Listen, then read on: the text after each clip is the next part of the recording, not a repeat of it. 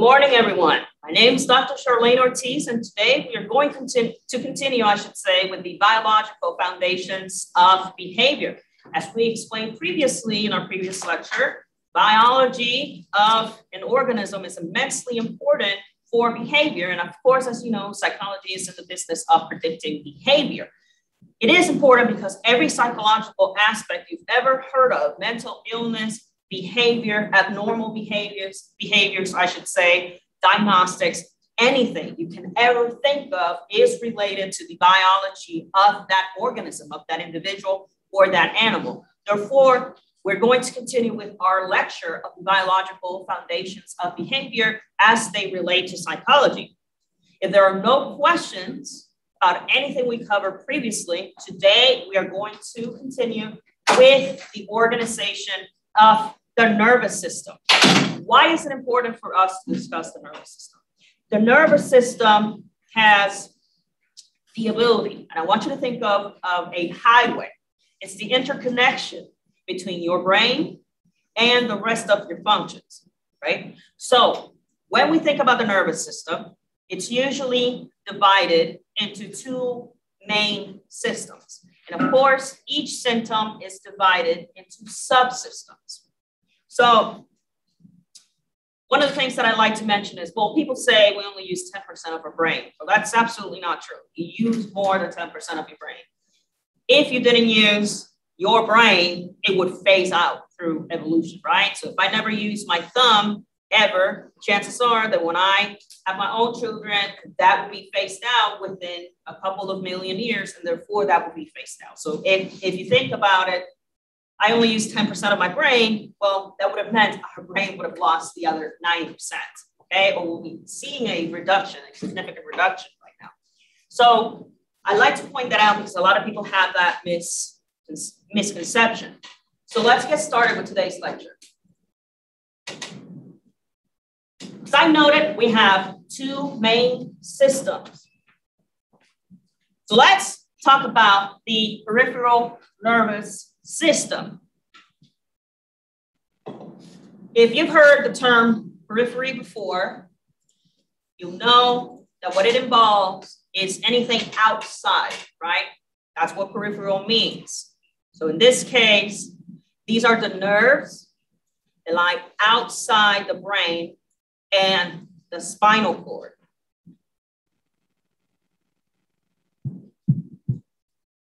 Now, usually, when we refer to the term nerves, we are referring to basically, if you remember from our previous section, the axons, right? So we have our neuron, and I feel artistic today. Look at that.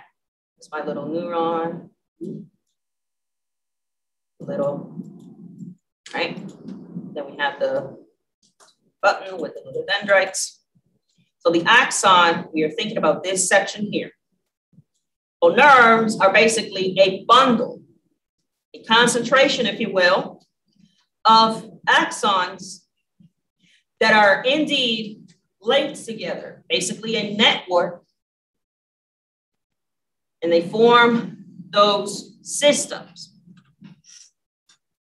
Now, as you can see, the nervous system as a whole is immensely large. So right now, we're only talking about this section here, the peripheral nervous system. As you can see, the peripheral nervous system will split up into two main sections. So we have the somatic nervous system. Then we have the autonomic nervous system. So let's talk about the somatic nervous system. So remember, peripheral nervous system is that is outside, right? Outside of your brain. The one thing that I would like you to remember, a little hint to remember things, because I know it's a lot of information to remember. Somatic, I like to think about it as physical, if you will. So somatic is going to be controlling, voluntary skeletal muscles. It's going to be related sensory receptors.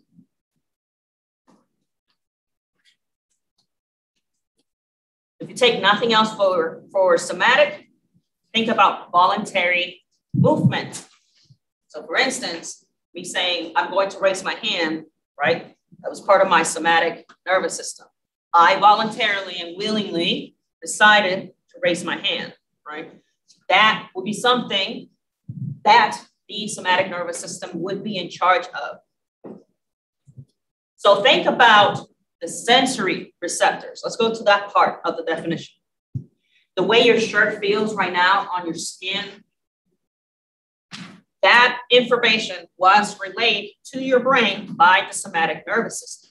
How did it do that? Well, because the somatic nervous system is in charge of that sensory reception. How does that work? How does that work exactly? But the first thing we're going to talk about, imagine that when you receive a signal, so for example, the signal of how itchy, how soft that shirt is that you're wearing, that information was relayed by afferent nerve fibers. What does that mean? That means that that axon, that nerve, carried that information inward into your body to the central nervous system from that periphery, right? So from outside. So what that means is the afferent nerve fibers. So think about sensation, right? Me touching my arm, scratching my arm, an afferent nerve is going to send this sensation perception from my somatic nervous system. It's going to send it for interpretation, right? So from my peripheral outside nervous system, it's going to send it inward so that it can be interpreted in my brain and say, oh, that was hard. Oh, that was soft, right? Conversely, we have efferent nerves. So if afferent is from outside to inside, efferent is from inside to outside, right? So if you take nothing else, is afferent from the outside, that sensation you have outside, and it moves it towards the inside. And efferent means that we're going to go from information inside, and we're going to move it outside. So think about this. Think about the same example that I gave you of me touching my arm, scratching my arm. The afferent nerve sent that from the outside, from my environment, right? It's hot, it's cold, and it's sending that information to my nervous system. So from outside to inside, and that interpretation, right? That, oh, is soft or is itchy. That was from an efferent nerve because it went from the inside to the outside, okay? Any questions about that? So if you think about it, that communication serves as a two-way street. So notice that we have the afferent, that incoming message from your arm, for example, to your central nervous system. And then the signal that we're going to send outwards from the inside is efferent. Any questions about that? Good deal. Now, let's say we're going to continue with the next section of our peripheral nervous system. So now we are in the autonomic nervous system. Autonomic nervous system. So if you recall, if I clear the slide a little bit for you. Somatic is anything voluntary and physical. Now, autonomic sounds an awful lot like automatic, doesn't it? That's because that's exactly what it is.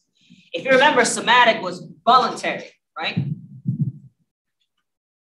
Autonomic, on the other hand, involves anything involuntary that you're actually not actively, consciously moving or doing. So think about the movement of your heartbeat. You're not controlling that. Your autonomic nervous system is controlling that, right? Your glands, your heart, that's what the autonomic nervous system does. It controls things that are generally running on autopilot, if you will.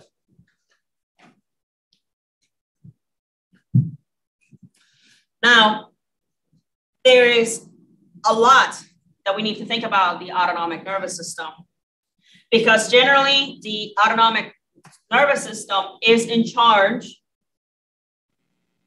of arousal, right? And what I mean by arousal specifically right now, I'm meaning in the sense of danger, right? So for example, think about if, God forbid, there's a fire in this room, right? Your autonomic nervous system is going to kick in. And how does it do that? Well, it's preparing you for an emergency. It's preparing you so that you can respond to that fire. For instance, your vision changes and you start developing tunnel vision to be focused on that threat. For example, finding out the source of that fire, finding out if there's a fire hydrant, right? Finding out what's your escape route. In order to prepare for that escape route or assist another individual, right? Your heart rate will increase. Notice that you didn't do that voluntarily, but your heart rate is going to increase because we need to pump more blood, right? In case we have to start running. Notice that this entire process of you responding to a fire was automatic. You did not conduct this process, right? So that was done involuntarily. There's more specifics as to how exactly does that occur. Let's think about the sympathetic division, sympathetic nervous system. This is the specific branch, right? It's a subdivision, yet again, of that autonomic nervous system. And this system is in charge of mobilizing that body, the resources towards that emergency.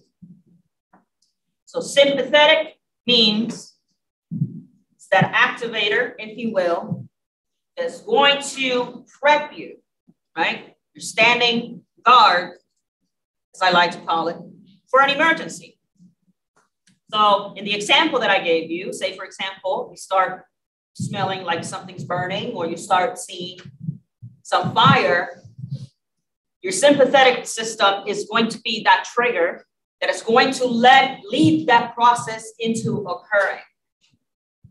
Heart rate increases, oxygen and blood is pumped through your muscles so that you can react, run, flee, hide, fight, if you will, response. So it's going to mobilize all of those resources. What does that mean? Notice that when you're reacting to an emergency, you're not hungry. Have you ever noticed that? You may be hungry later. You're not going to be sleepy, that's for sure, because it's mobilizing those resources into that emergency. All those calories, that energy, that alertness. Involuntarily, we're going to stop that process because we're going to begin the process of mobilizing resources so you can respond to that emergency. Now, we don't react forever, right? We're not in an emergency forever. And that's when the parasympathetic nervous system comes in. So if the sympathetic nervous system sets you up for that preparation of responding to an emergency, The parasympathetic nervous system is in charge of, instead of being excited, we're going to stop. It's like a period. So for those of you who speak Spanish, para means stop, right? So it's a good way to remember it. The sympathetic begins that process of responding to an emergency. It allocates those resources. And parasympathetic, just like the word para, which means stop in Spanish, it stops that mobilization of resources. That is why a lot of people, when they are responding to an emergency, they don't feel hungry. They don't feel your basic energy resources. So for example, they don't feel hungry. They don't feel sexual desire. They don't feel the need to relieve themselves and go use a bathroom. That's because you're allocating all of those resources to react to that emergency and get out of that environment. The parasympathetic, on the other hand, like the word para, it stops that process. Now it's going to tone it down. Now your heart rate is not as fast. Now the pumping, right, of blood is not as fast. So it's going to bring it down again. It's going to stop it. And that's when people respond to an emergency and then they calm down, you see how I'm super hungry, or I'm super tired, or I really, really, really need to use the bathroom. Because now we're going back to that homeostasis, if you will. Now you're going to go back to that state in which you would respond normally, and now we're going to conserve that energy for the next emergency, if you will. Any questions about that? Why is it called sympathetic? Because when I hear sympathetic, I think of sympathy, something like that. Is there a connection there, or is it just a completely different use of the word? So the question was, because of sympathetic, we usually think about somebody else, right? I would like to think about sympathetic and the usage here. Let's think about sympathy and looking into something else. For example, instead of focusing on yourself and I'm hungry or I'm sleepy, I'm focusing on this emergency. Right? So I like to think about sympathetic as focusing on something else, just like we would if I'm sympathetic towards a person. And I like to think about parasympathetic as stopping into looking at that other resource. Does that make sense? Yeah. And another question, or with, say, like anxiety. I have anxiety, so that's where I'm seeing a lot of this from. But would that be a problem with the sympathetic or parasympathetic? So think about this. The question was, what's the relationship between the autonomic nervous system and sympathetic? Anxiety is having that constant fear of the future, right? So we have that constant fear. So if I have that constant fear, it's almost like I'm living in that state of emergency. So you're going to continuously be active. Right? Instead of focusing on the current conservation of energy, you're focusing on, I have to stand in front of a crowd, and that's seen as an emergency. So eventually that's why people get bored out, because of anxiety. So there is a relationship for sure, because instead of seeing an unusual event as an emergency, everything seems like an emergency. Everything seems like an excitement to the nervous system. Well, specifically, like when I get a panic attack, is that my sympathetic, or like the sympathetic part being too active, or is that just parasympathetic not working properly? I would argue it could be both, but it's specifically the sympathetic nervous system that is being active all the time. Now, if you remember from our previous lecture, we talked about GABA as an inhibitor that stops that excitement from occurring. So I would argue that it's also related to that of GABA being not present or not being able to inhibit that emergency response all the time. Does that answer your question? Good deal. Now, as I mentioned, you notice, let me share this slide very quickly. With your autonomic nervous system, notice how sympathetic will mobilize and put those resources in play. So you're faced with an emergency. It's time to react. It's time to start that emergency process. So the sympathetic nervous system is going to dilate your pupils. going to stop salivating, which is generally a process involved in eating. Notice how now your passages are going to be dilated so you can get more oxygen, and so on and so forth.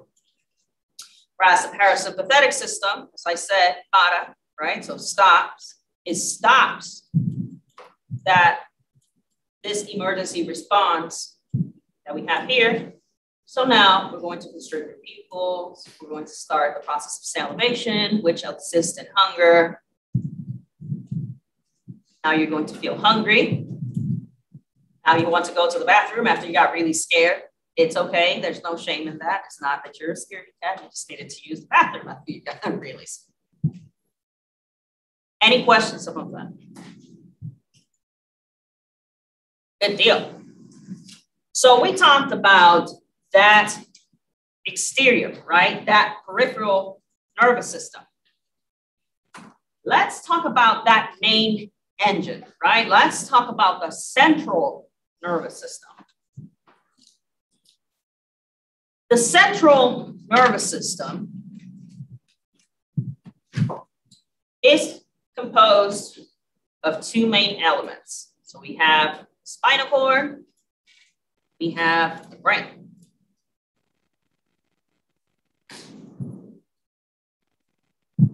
So those two components, let's think about specifically the spinal cord. So within the spinal cord, we are looking for that connection in which the brain connects to the rest of the body in order to reach that peripheral nervous system. We go back to our previous slide. Let's erase all this mess. Is the process in which the brain is able to communicate through the spinal cord, right? So we have our brain and our spinal cord, and it's going to be able to use the spinal cord as a landline, if you will, or as a highway. It's going to lead to the roads called nerves, that peripheral nervous system. So it's able to relay the messages that it wishes to relay to the other parts of the body. That's one of the main elements of the spinal cord. It allows the brain to communicate the rest of the body. Now, what is the brain? Right? Brain is the main element of that central nervous system, and it fills that upper portion of your skull.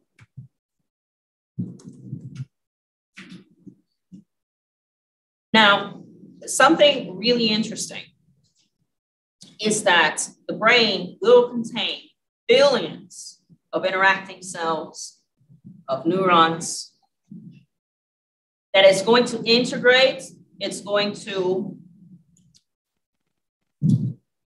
discern and interpret that information from inside of the body and outside of the body. I like to say something really funny about that. If I ask you guys, what do you guys use to see? What organs do we use to see? Is it our brain or is it our eye? It's that brain. We see with our brains. Who says we see with our eyes? We see with our brains. What? I can have eyes all day long. But without an engine interpreting that data that is coming in from me, from light, from wavelengths of light, I wouldn't be able to interpret that data.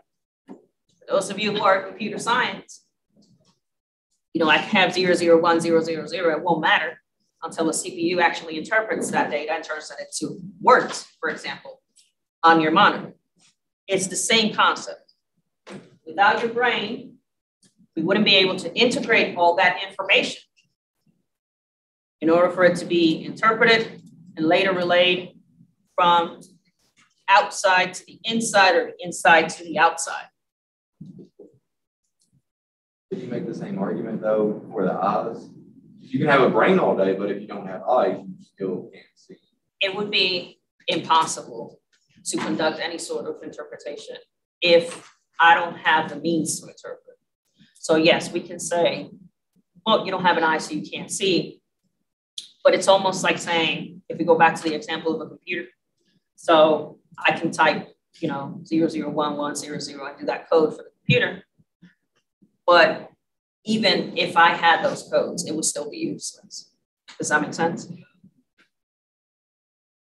I guess it's more of a philosophical question. Okay. So how is it that we know about this information? How is it that we know about this information? Well, first of all, I hate to admit it, but a lot of the information we know about the brain is because of grade robbing back in the good old days. Medical students will steal, because that is the term, even though they don't know better because, they're dead, but they know any better. So a lot of our information comes from them. But in modern times, where does that information come from? It comes from modern methods of looking inside of that brain. So what are the research methods that beautiful people in my field do? How do we know the means that the brain operates? Well, the first one is through lesioning. And my friends, that is exactly what it sounds like. A lesion, an injury, destroying a piece of your brain. That is exactly what it sounds like. Whether it be through an accident or in person, voluntarily, we're going to destroy a piece of your brain. Generally, we will utilize, if you remember from quasi experiments, we talked about before, case studies and things of that nature. We will make use of a participant who is a case study, for example, and they have been injured in a specific way. So now we can see what types of responses can or cannot occur because of that lesion. For example, with animals, we may also conduct the same thing. We may, with a rat, we can implant electrodes and see what aspects are or not responding because of the lesion that this rat has in its brain.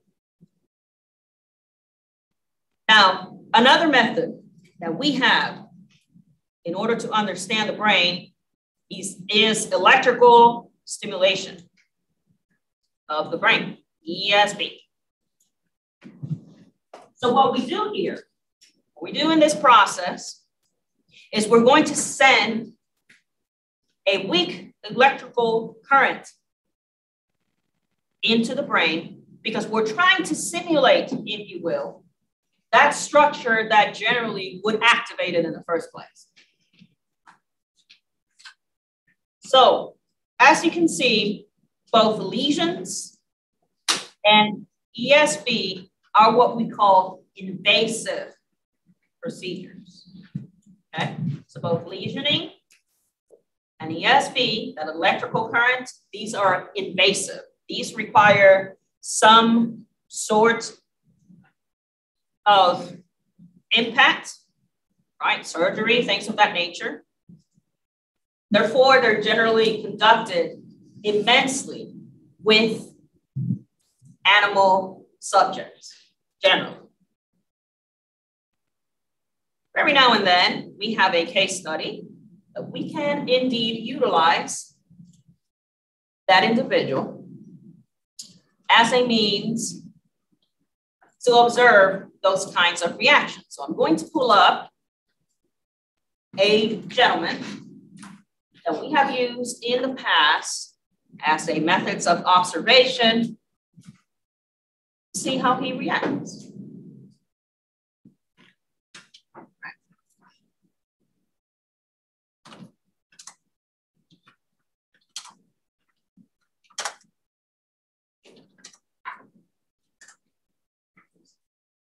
All right.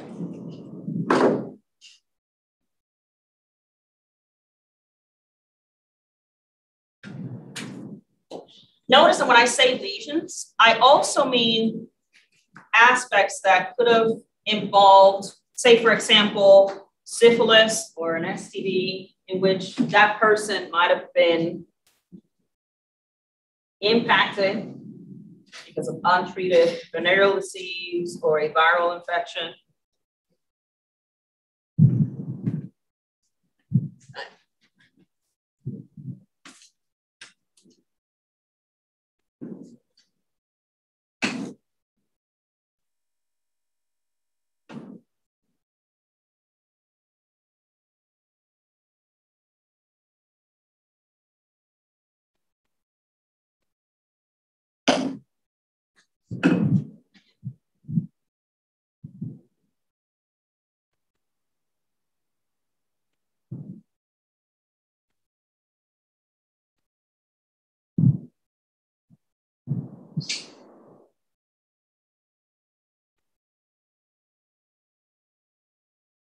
Try that again, because I can't hear it, so can't you, right?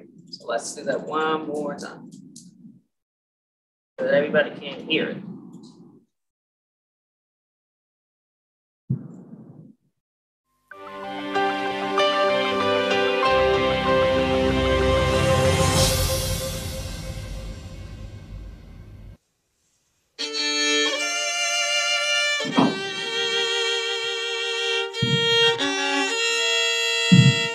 To Roger Frisch, the violin is not just an instrument, it's part of him, an extension of his passion for music, beauty, and excellence.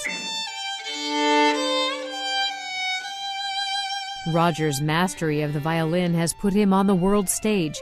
Few have reached this level of expertise. But not long ago, Roger noticed something wasn't quite right when he pulled the bow across the strings. When I would draw my bow, I suddenly had a shake in my bow. Now, for most other professions, this would not be a concern. For being a violinist, where your career depends on the stability of your appendages, this was a great concern. Roger has what's called essential tremor, a nervous system disorder that causes shaking. Concerned, he went to Mayo Clinic, where he met neurosurgeon Dr. Kendall Lee. And the amount of tremor he has would be considered pretty mild, but not in the case of a concert violinist. Dr. Lee and Roger agreed that deep brain stimulation, or DBS, was their best chance at stopping the tremor. It involved placing electrodes into Roger's brain. But there was a challenge to overcome that created a first-ever situation in an operating room. You see, because Roger's tremor was so small, it would be difficult for Dr. Lee and his team to tell if the electrodes they were implanting were in the best possible place to stop the tremor. And so what we needed is we needed a violin in the operating room. Kevin Bennett heads Mayo Clinic's Division of Engineering. His team worked with Dr. Lee's team to create a violin Roger could play while awake during surgery. We built and designed a 3-axis accelerometer that we could attach to the bow so that as Mr. Frisch was playing, we could actually see a plot on a computer screen of the movement that really shouldn't be there. During the procedure, Dr. Lee inserted electrodes into Roger's brain and moved them to the site where the tremor originated. Once there, electrodes fire electrical signals to hopefully stop the tremor. By measuring Roger's movements, the accelerometer told Dr. Lee if the electrodes were in the right spot. There was no guarantee it would work. Thankfully, it did work. I thought this was a wonderful challenge to see if this technology could help in this sort of a unique situation. I started playing right away the day I came home from Mayo.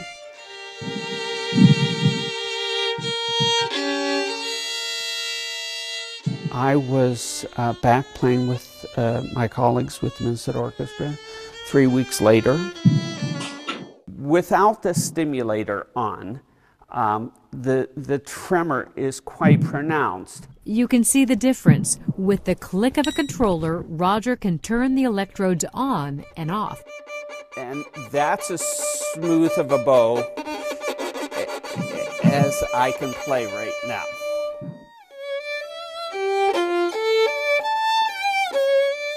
But when it's on, Roger's mastery of the violin is absolutely clear. I remain very, very thankful every day that I have had the opportunity to have had this surgery. And, you know, I just do not take it for granted. Back on the world stage to make music, beauty, and achieve excellence. So in this particular case, as you can see, notice that implanting that type of electrode, it's an invasive procedure, okay? Now, the intent of the surgeons and the engineers into seeing where, first of all, where that stimulation was coming from, notice that they were trying to recreate that type of stimuli, right? The stimuli that should have been there, because remember, the means that the brain has to communicate, it's from electricity. And in his specific case, for whichever reason, he was developing tremors. So what we decided to do was to implant and provide that electrical stimulation to the brain, basically to simulate that activation that he should have had naturally. Any questions about that? All right, so notice that it is invasive, but we also have non-invasive procedures. What are some of those non-invasive procedures? So the first one that I would like to talk about is a CT scan. And I'm sure some of you might have even had a CT scan before. I've had all of these, actually, because of seizures, right? So for those of you who have experienced that, you know that it's non-invasive, right? So these were invasive, and these three are not. So a CT scan, simply put, it's basically an X-ray of steroids. It's a very enhanced method of X-ray brain. Now, in a similar fashion, we have an MRI. Now, the thing about a CT scan, one of the benefits it has is that it's non-invasive. However, it doesn't show me those active, moving components, absorption, things of that nature. It doesn't show me that. Just like an X-ray will show me, say, for example, the deeper tissues, it won't show me certain things. That's when the MRI and the PET scan come into play. So the CT scan, remember, it's an X-ray. Now the MRI uses magnetic fields. It uses radio waves. And what it does is that we conduct a computerized enhancement to map out your brain structure. So the difference is we have a CT scan, which is an X-ray. It's not showing me that specific function or which areas are being activated in the brain. But conversely, an MRI will show me that. What it will do is that it's going to produce a 3D image of your brain, whereas a CT scan can only do 2D, MRI will do 3D. And generally, these have a high resolution.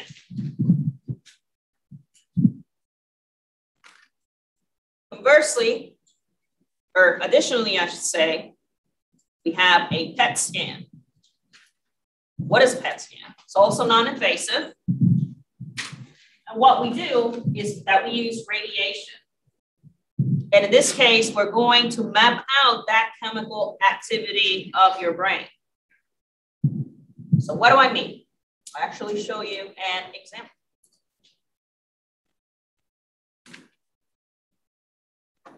So with an MRI,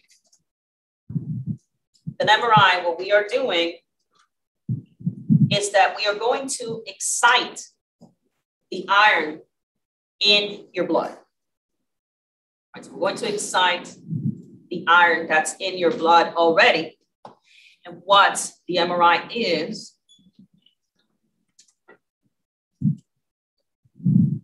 so what the MRI does is that we have huge magnets, right? So for those of you who have never been in an MRI machine, it could be scary if you're not used to immensely tight and close spaces, right? How many of you have had an MRI? All right, so the vast majority of you. It gets pretty tight in there, right? And you can't move. It's really tight. So what happens is we have these huge magnets. They're going to basically excite the iron in your brain. And once it excites them, so imagine a snow globe, right? Once we rattle them up a little bit, once they start settling down, we can start seeing different images of your brain in 3D, because it's going to relay that information as those particles start settling down, very similar to a snow globe when you shake it and then it settles down. Now, in a PET scan, what we do is that we are going to inject you with radioactive fluid. How many of you have had a PET scan? All right, so if you're allergic to shellfish like yours truly, you can actually code on the table. So what it does, we inject you with radioactive fluid, and what it does is going to light up those maps. It's going to light up that specific flow and showing which areas are indeed absorbing or which areas are not absorbing. Pretty nice. It's going to show me which areas are or are not absorbing. So we could argue if there's an issue with your brain conducting the absorption or the sucking in, if you will, of that radioactive fluid, chances are there is an issue with that part of it. Any questions about that? Does the PET scan the most? Does the PET scan have the best resolution? So let's think, the question was, does the PET scan have the better resolution? It depends what we're looking into, right? So for example, if I'm only interested in looking into, okay, let's see if there's a structural problem, I might not need to do an MRI because I can see that through a PET scan. It's almost like, remember, a CAT scan is an X-ray. So with an X-ray, I can see if a bone's broken. So the same fashion with the CAT scan. So it depends what I need it for. Perhaps an MRI is not necessary for what I need it for. So for example, identifying a lesion, but if I'm looking into a deeper lesions, for example, deeper in your brain, then maybe an MRI would be beneficial. If I am looking into absorption, so maybe I suspect that there's an issue in the flow or how your brain is absorbing or reacting, then I can use a PET scan. So I wouldn't say one's better than the other. It's just they serve different functions. So the PET scan specifically shows how it's essentially diagnosing like how well the brain is working. You can do that. You can do the same with the MRI, but the MRI, we're also looking into structure, right? So for example, if I have maybe a CAT scan can show me the deeper layers, right? Just like an X-ray will be able to show me more deeper lesions in my bones. Maybe I want to conduct an MRI to see how bad that lesion is. So for example, then we move towards an MRI. So depending on what you need it for, it's generally, depending on what the symptoms are, the physician will provide an assessment for each. So I wouldn't argue one's best than the other, although if I were to pick one, it would probably be a functioning MRI, which is what we're going to talk about. So what is a functioning MRI? Now, very similar to that PET scan, it's going to see the functional aspect of the brain. That function meaning the absorption of oxygen in your brain. in a functional MRI, as I was talking to our colleague here, it will provide better images, right, than CT scans, because an X-ray, a CT scan can only tell me so much. Additionally, as I mentioned, this will be 2D, but with a functional MRI, we have 3D and has better resolution. Notice that we also utilize these procedures to find structural issues, whereas with a PET scan, we can find absorption issues, as I was mentioning to our colleague. Are there any questions about our methods of studying the brain? So we have invasive methods, such as lesioning and ESB. We have non-invasive. So here, remember, a CT scan is an X-ray. An MRI deals with the magnetic fields. And the PET scan is going to map that chemical activity, right? That absorption of your brain by injecting you with radioactive markers. Any questions about these three methods? Both the two methods that we have for invasive and the three methods we have for non-invasive. If I can find, that would be cool. Let's see if I can find an image, because I think that will help us spot. 1 second.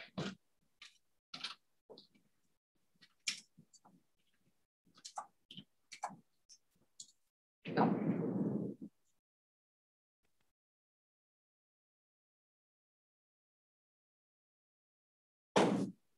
All right. So I'll show you an image. If you're a little queasy, yes, sir. At what point would it be considered invasive? Anytime I have to penetrate the skin brain. So even with the injection? Now, in this case, I'm not going to be changing any sort of structure, right? So I'm not going to be hurting your brain, if you will. For example, if I am lesioning your brain, whether because of an actual lesion, like somebody has clubbed you over the head, or a lesion because of a disorder, so for example, Parkinson's disease, Alzheimer's, some forms of STDs, that is actually going to lesion your brain. It is physically going to take a piece of it, whereas with an injection, I'm not taking any pieces of anything from your brain. So if I can show you, if you're a little queasy, I recommend you don't look. So look away, look to the floor. No. So that's what makes it invasive, because I am implanting, if I share the screen, of course, stop that. This method is invasive. I am quite literally sticking and doing a lesion to your brain. And it's later going to look like, let's see if I can find one. Here we go. It's going to look like that. So very deep rooted in your brain. Whereas with the PET scan, it's an injection. Whereas in this case, I'm quite literally implanting electrodes and metal inside your brain. So that's how it will look like. Here we go. In this fashion. Oops. All right. Any more questions? The little probes, they don't light up, do they? Your brain will. That's what lights up. Your brain lights up. It would be too cool when I'm sure we can find it like in a body modification. It's like, look at my brain, dude, right? Starts flashing. Right? Start lighting up like Christmas trees. I'm sure that has occurred to someone in the past. So let's talk about our brain a little bit more in detail. So now we know what methods do we use to look at it, right? And understand the functions of it. But let's think about the different structures, the different areas in the human brain. Those of you who have taken biology before, you will see that we share similar structures to other species, right? So you might have heard about these structures before. We're going to talk about the first structure, and that is the hindbrain. Now, the hindbrain, what it's going to include is two structures mainly, and we're going to talk about the medulla and the pons. So what happens with the medulla and the pons? The medulla is going to attach itself, is attached to the spinal cord, and it's going to deal immensely with the unconscious. It generally deals with the unconscious. And what I mean by unconscious, I don't want you to think about Freud and stages of consciousness.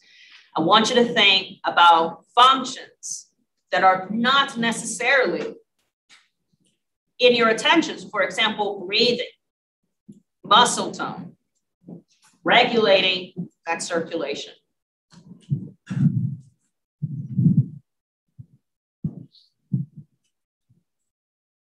Now, we also have another structure, and that is the pons, right?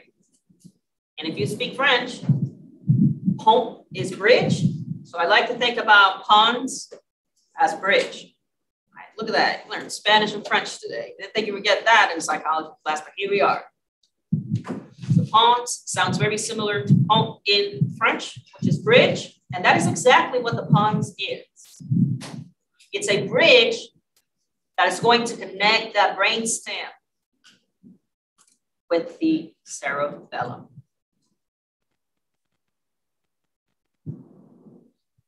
The pons is immensely interested in sleep and arousal.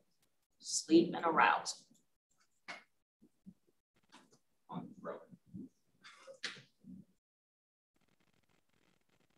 So the medulla in our hindbrain, within our hindbrain, I should say, we have the medulla, pons, cerebellum. And our medulla is interested in controlling that it's unconscious. So your breathing, regular circulation. Pons, French, is our bridge. It's going to connect that brain stem to the cerebellum.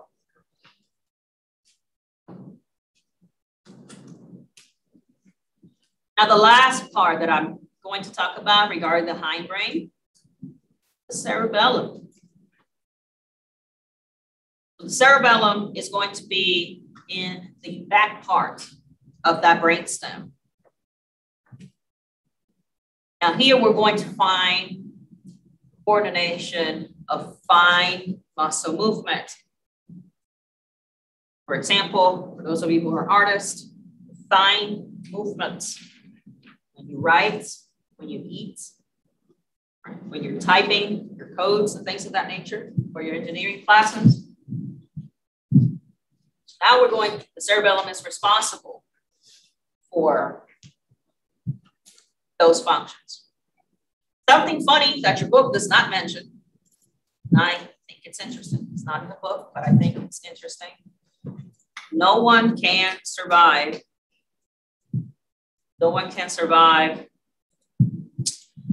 injury to the medulla. That's not in your book. No one can survive it because the medulla is interested in things that keep you alive, i.e. circulation, breathing, things of that nature. So your book doesn't mention that, but I find it interesting that injuries to this side of the brain, you cannot recover from. I found it interesting. Got real dark real quick, huh? So we talked about the hindbrain. Let's talk about the midbrain. In the midbrain, we're going to find that segment, right? It's that segment of your brainstem. And it's going to provide that connection between the hindbrain and the forebrain.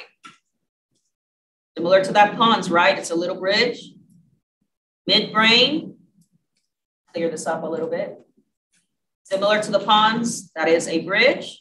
The midbrain, as the term suggests, is the middle. It's in between the hindbrain and the forebrain.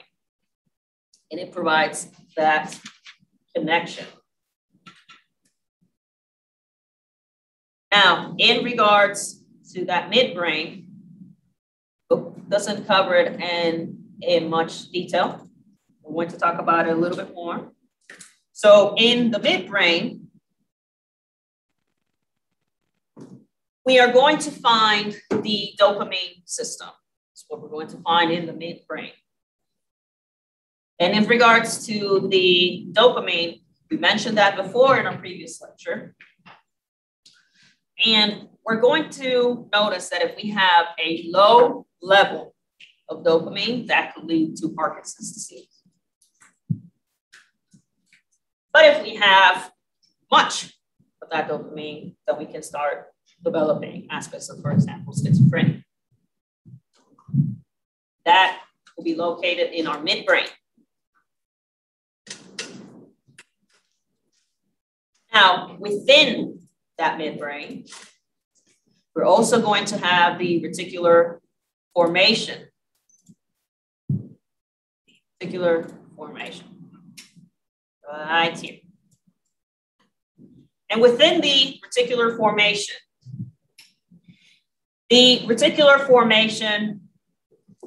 has to deal with the modulation of muscular reflexes, breathing, pain perception, and also regulating that sleep wakefulness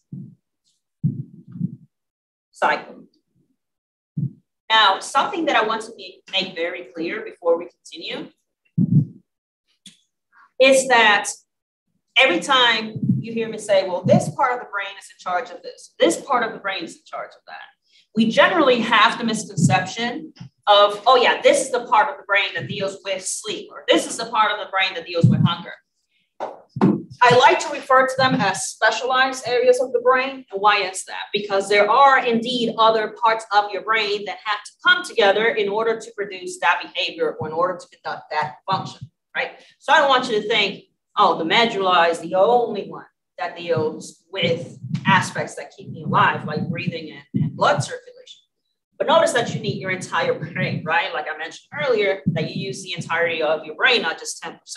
So I don't want that misconception to come across, right? So I need you to remember when I say this part of the brain deals with that, they are specialized, sure, but we also need other brain structures in order to conduct that function or to engage in that behavior, okay? So I don't want that to be a misconception.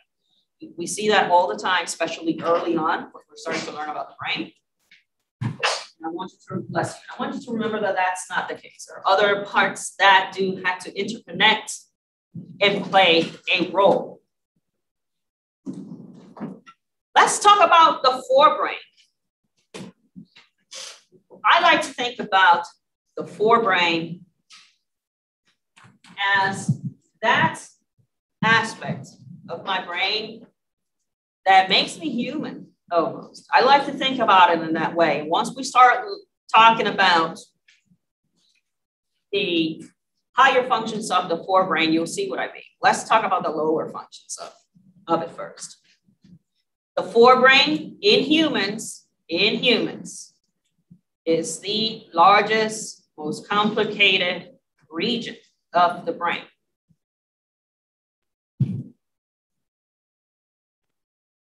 Now, it is comprised by different brain structures. Let's talk first of all about the thalamus. The thalamus is where all sensory information, but smell, everything else, everything sensory, hearing, seeing. Notice that I didn't say interpret. I am saying that it must pass through to get to that cerebral cortex. So think about the thalamus. If you think about a factory, right? A factory worker that is sorting inventory, notice that he's not the quality control person. He's simply putting things in different categories, right? He's the inventory person. That's what the thalamus is. It's that inventory worker in a factory, right? That is sorting and passing through that information, right? So that can be interpreted later on. But the interpretation doesn't necessarily occur at the thalamus, just like that inventory person is not the quality control person. So I like to think about the thalamus in that way. It's really easy to remember like that. Let's move into the hypothalamus. Now the hypothalamus, also similar to other structures in the brain that we just mentioned, regulates basic biological needs. Basic biological needs. Now I want you to think about a kidney bean, right? All right, we'll assume most of you guys have seen a kidney bean. That's the size of the hypothalamus. It's immensely small. It's the size of a kidney bean. Now, in this fashion, you'll know that that hypothalamus basically has virtually an influence in every major subdivision of your central nervous system.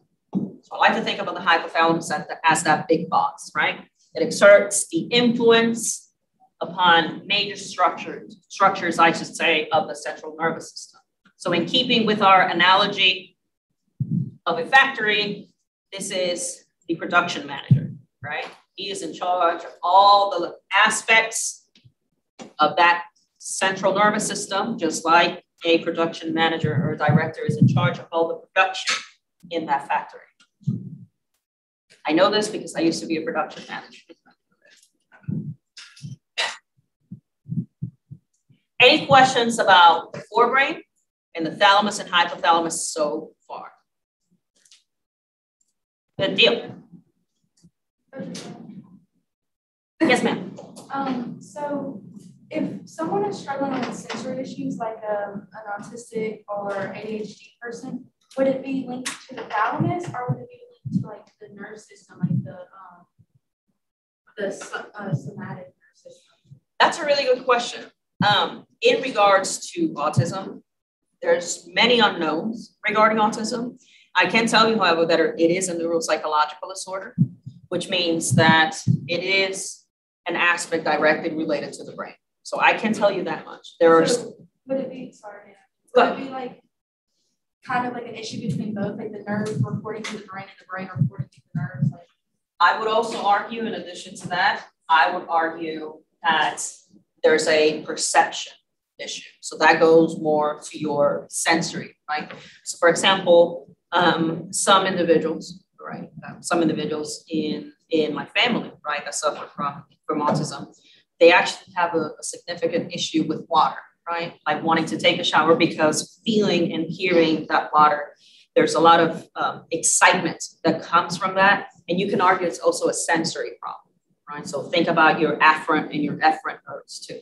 So not only can it be a brain concern, it can also be a sensory concern, right? A nerve concern.